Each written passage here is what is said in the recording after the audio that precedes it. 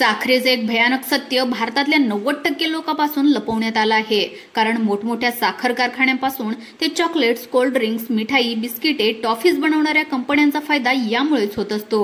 Process white sugar म्हणजेच आपल्या घरातली पांढरी साखर हे एक असं ड्रग आहे जे तुम्ही स्वतःच्या पैशाने किराणा दुकानातून तुमच्या घरी आणता आणि एका अभ्यासकांच्या मते दारू, सिगरेट यांच्या इतकं किंवा काही केसेसमध्ये तर त्यांच्याही पेक्षा जास्त नुकसान पोहोचवण्याची ताकद या ड्रग्समध्ये आहे, म्हणजेच या साखरेत आहे। आणि हे ड्रग तुम्ही आनंदाने तुमच्या मुलाबाळांना चहा, कॉफी, मिठाई, biscuits, cakes, pastries, chocolate, ketchup, cold drinks किंवा पॅकेज फ्रूट ज्युसेस मधून खाऊ घालत असता आणि त्या बदल्यात त्यांना देता सततचा अस्वस्थपणा, चिडचिडेपणा, ओबडधोबड आणि बोजड शरीर, हळूहळू निष्क्रिय होणारे मेंदू, fatty liver, diabetes, heart disease आणि ब्लड प्रेशर सारखे बरेचसे आजार। तर काही फिल्म इंडस्ट्रीतले कलाकार, sportsman, doctors, body builders, yoga guru, models थेट शुगर किंवा शुगर इन्व्हॉल्व असले 70 वर्ष वय होऊन सुद्धा ते 40 वर्ष असलेल्या व्यक्तींसारख्या उत्साही दिसतात। आणि जर तुम्ही सुद्धा सलग 30 दिवस साखर किंवा साखरेपासून बनलेले पदार्थ खाल्ले नाही तर तुमचं शरीर हलकं, ऍक्टिव्ह होतं, त्वचा तजेलदार होते, तुम्हाला छान झोप लागते आणि तुमचं शरीर परमनंट निरोगी होण्याच्या प्रवासाला लागतं। आजच्या व्हिडिओमध्ये आपण साखर कशी बनते, साखर आपल्यासारख्या सामान्य जनतेच्या पोटी का बांधली आहे, साखर मानवी शरीरासाठी किती घातक असते, ती एकदम खायची बंद केली तर त्याचा शरीरावर काय परिणाम होतो, साखर कशी एखाद्या घातक विषासारखी काम करते, नॅचरल साखर काय असते, ती कशातून मिळवावी, आपल्या शरीराला रोज किती आणि कोणत्या साखरेची गरज असते, त्यापेक्षा जास्त साखर खाल्ली तर काय होतं आणि तुम्ही साखर खाल्लीच नाही तर काय होतं, या अशा सर्व प्रश्नांची उत्तरे आपण या व्हिडिओच्या माध्यमातून जाणून घेणार आहोत। चला तर मग व्हिडिओला सुरुवात करूयात व जाणून घेऊयात संपूर्ण माहिती। मित्रांनो, सुरुवातीला वर्ल्ड हेल्थ ऑर्गनायझेशन म्हणजे WHO चं या साखरेबाबत काय म्हणणं आहे ते आपण या ठिकाणी जाणून घेऊयात। WHO च्या म्हणण्यानुसार दिवसातून तुम्ही अन्नातून जितक्या कॅलरीज मिळवत असता त्या कॅलरीजच्या 10% पेक्षा कमी प्रमाणात ही साखर तुमच्या शरीरात गेली पाहिजे आणि शक्य असल्यास ते प्रमाण 5% पेक्षाही कमी ठेवण्याचा प्रयत्न तुम्ही करायला पाहिजे। म्हणजे तुमचा रोजचा 2000 कॅलरीचा आहार असेल तर नैसर्गिक असो वा प्रोसेस फक्त 50 ग्रॅम साखर तुम्ही तुमच्या शरीरामध्ये घेतली पाहिजे। अमेरिकन हार्ट असोसिएशन नुसार महिला आणि पुरुषांनी वेगवेगळ्या प्रमाणात साखर खावी।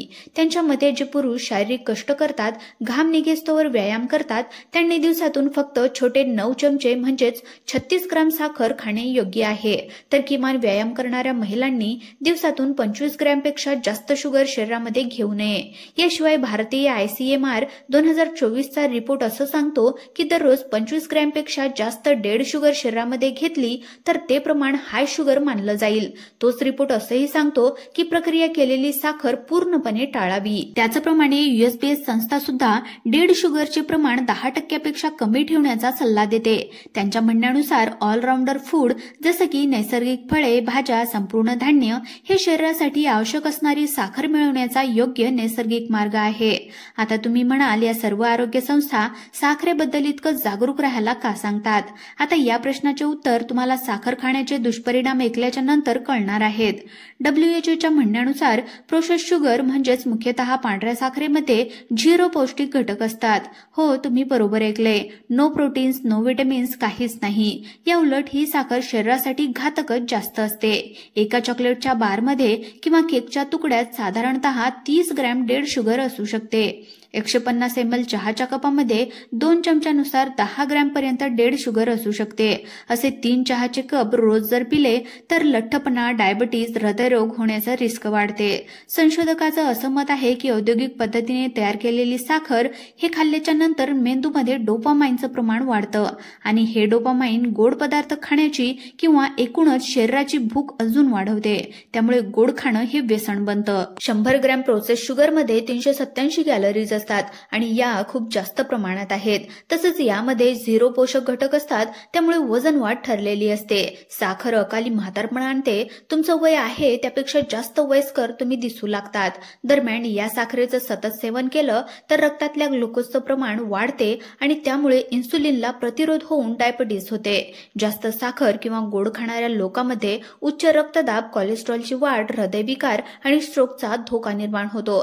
तसेच दात किडणे, हाडे ठिसूळ होऊन सतत दुखणे, पाचन क्रियेमध्ये बाधा निर्माण होणे, बद्धकोष्ठता असे आजार सुद्धा साखरेच्या अतिसेवनाने होत असतात.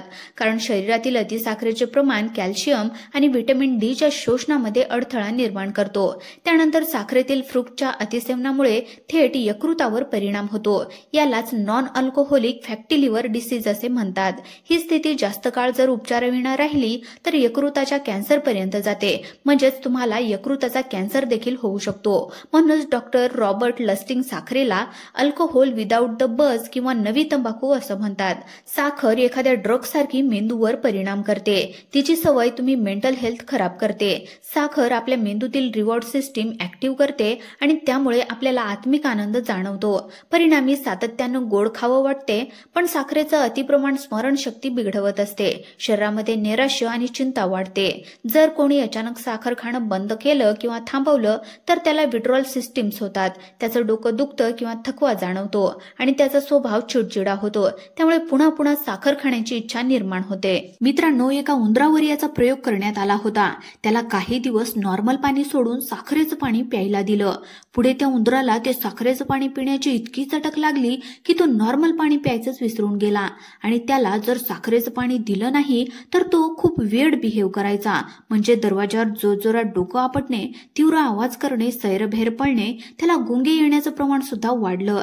त्याचा मेंदू नॉर्मल उंदरासारखा रिस्पॉन्स देत नव्हता आणि हे सगळं नकळत अतिसाखर खाणाऱ्या माणसासोबत सुद्धा होत असतं. मुळात ही साखर वेगवेगळ्या स्वरूपात उपलब्ध असते आणि प्रत्येक प्रकारच्या साखरेचा शरीरावर वेगवेगळा परिणाम होतो. ग्लुकोज प्रकारची साखर शरीरामध्ये निसर्गतः आपल्या शरीरात म्हणजे रक्तामध्ये उपलब्ध असते. त्याला आपण ब्लड शुगर म्हणतो. आपण गहू, ज्वारी, बाजरी, तांदूळ, डाळी यांसारखे जे काही पदार्थ खातो त्यातून हे ग्लुकोज तयार होते आणि ते शरीरातील पेशींना एनर्जी पुरवते. ग्लुकोज हा शरीराचा मुख्य ऊर्जा स्रोत आहे. दरम्यान ग्लुकोज जर आपल्या शरीरामध्ये कमी पडले तर माणूस सुद्धा आजारी पडतो आणि प्रमाण जर वाढलं तरी सुद्धा त्याचा त्रास होतो. त्यामुळे त्याचं संतुलन राखणं गरजेचं असते. दरम्यान नैसर्गिक आणि प्रक्रिया केलेली असे 2 साखरेचे मुख्यतः प्रकार पडत असतात. त्यापैकी नैसर्गिक साखरेमध्ये सर्व फळे येतात, ज्यामध्ये फ्रुक्टोज प्रकारची साखर असते, दूध ज्यामध्ये लॅक्टोज असतं, धान्य किंवा कडधान्य आणि आंबलेल्या पदार्थात मॉल्टोज असतात. मध सुद्धा नैसर्गिक साखरेचा उत्तम स्रोत आहे. या पदार्थामध्ये साखरेसोबत फायबर, व्हिटॅमिन्स आणि मिनरल्स यांसारखे पोषक तत्वे असतात. त्यामुळे शरीराला त्यांचा जास्त प्रमाणात फायदा होतो. मित्रांनो, साखर पांढऱ्या पेशींना कमजोर करतं, विशेषतः व्हायरल इन्फेक्शनशी लढताना.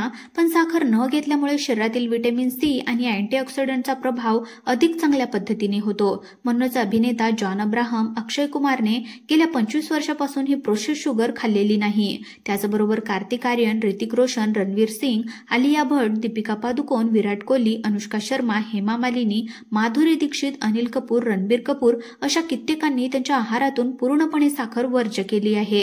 जपानच्या आहारातून ही साखर बऱ्यापैकी हद्दपार झाली आहे. परिणामी लोकांच्या जगण्याचे सरासरी वय वाढले असून जपानमध्ये लठ्ठपणा आणि मधुमेहाचे प्रमाण खूपच कमी आहे. OECD संस्थेनुसार जपानमध्ये ओबेसिटी रेट फक्त 4%, जो जगातला सर्वात कमी. त्यांची त्वचा अधिक ग्लो करते. मेक्सिकोने या कोल्ड्रिंक्सवर 10% अधिक वॅट लावल्यामुळे लोक पाणी देखील करणं प्रेफर करतात. चीनी देशातील शाळांमध्ये साखरबाधित खाद्यवस्तू बॅन आहेत.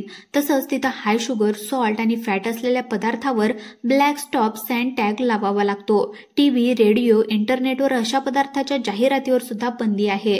पण भारतात मात्र ही साखर थेट आणि वेगवेगळ्या पदार्थांमधून सर्रास विकली जाते. आपले सणवार समारंभ या गोडाधोडाशिवाय पूर्ण होऊ शकत नाहीत.